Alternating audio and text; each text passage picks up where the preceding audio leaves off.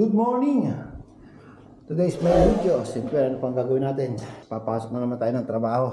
Saan ba yung sombrero ko? Okay.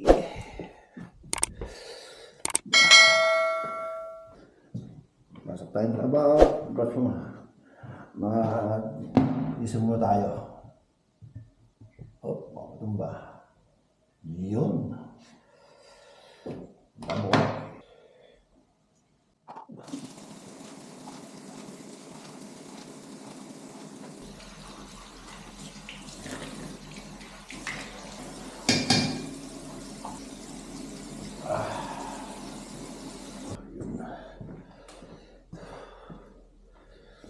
Ito nga pala yung ginagamit kong service. Yan. Dalawa kasi yung ginagamit ko. Bike, electric bike at scooter. Bakit ako meron yan? Kasi yung trabaho ko malalayo. Hindi pwedeng wala ako yan. Kaya dalawa yan. Halimbawa masira ang isa, may gagamitin ako. Abang ginagamit ko isa, yung sira na pinapagawa ko. Kaya ang ginagawa ko dahil hindi pwedeng masira. Hindi pwedeng masira pares yan, mawawala na akong trabaho. Kasi yung mga trabaho ko malalayo. Kaya napaka-importante sa akin ng electric scooter at saka electric bike.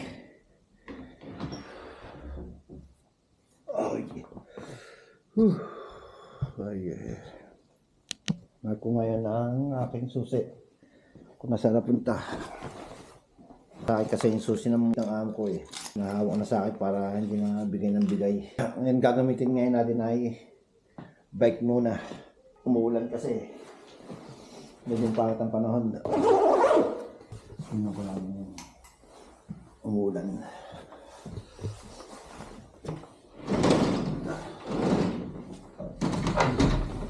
Hindi umuulan. Hindi mo malamig. Tingnan mo mga tanong konsili oh. Mga tanong konsili. Tingnan mo ko lang tanong. 3 days na. Binili ko na siya ng ganan. Ang bili ko dyan ay 1 euro and 50 cents. Rosmarino. Sile. Yan.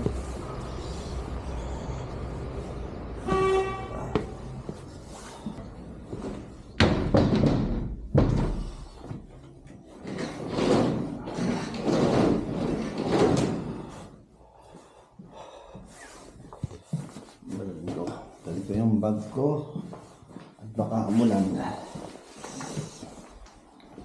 Dito may jacket ko.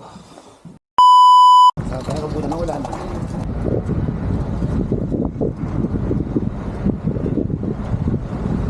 Siyempre bago tayo pumasok magkakape muna tayo. Medyo malamig ang panahon eh. Para mainita naman.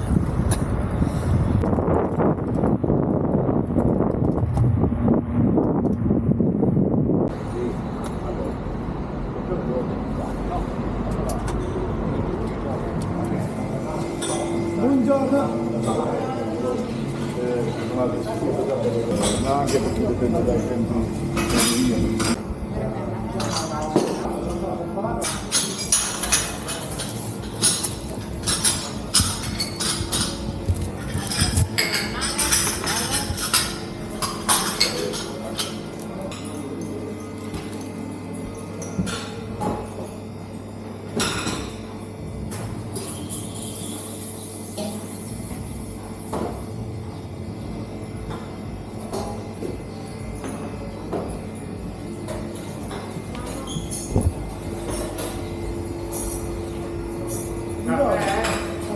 €1 non ce l'hai mai? No. Ah. Sì. Grazie caro. Grande. Ecco a te. Grazie. Ciao, arrivederci. Ciao.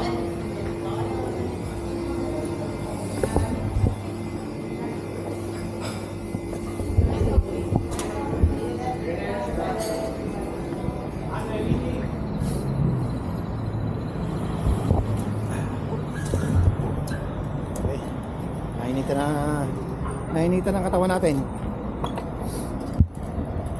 Biyahe na ulit tayo papuntang work.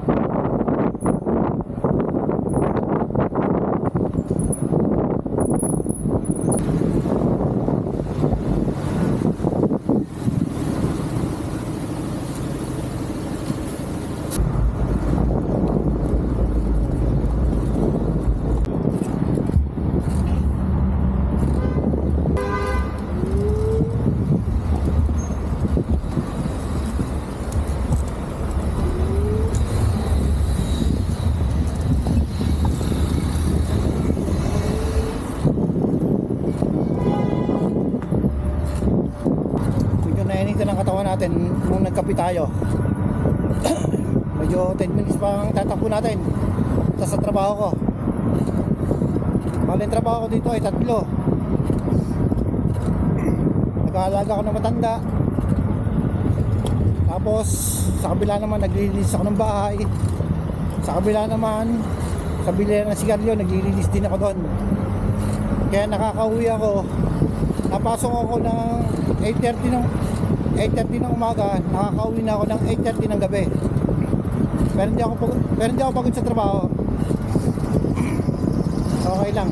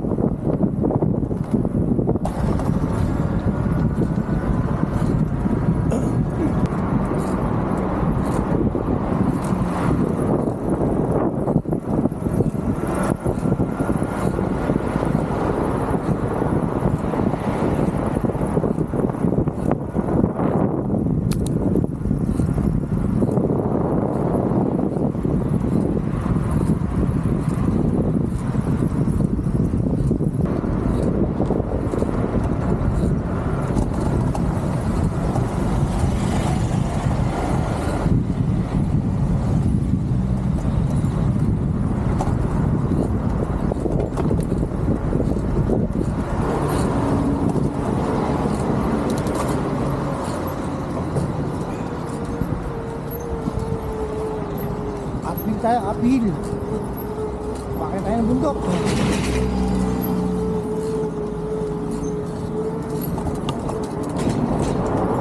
Ang hirap.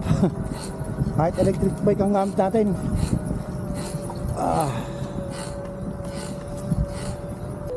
Ay, nakarating din sa Patag. Ayun ang bahay ng amo ko. Yung pinakadulo.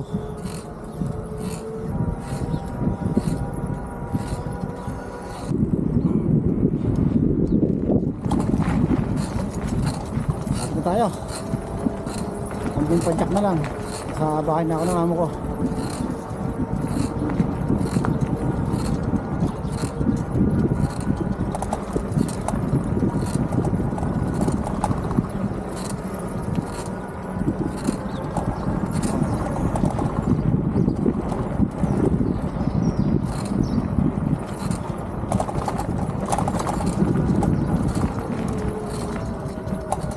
Salamat, nakarating din.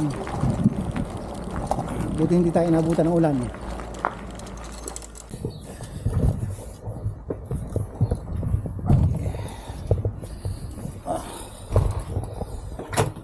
Sida ka muna.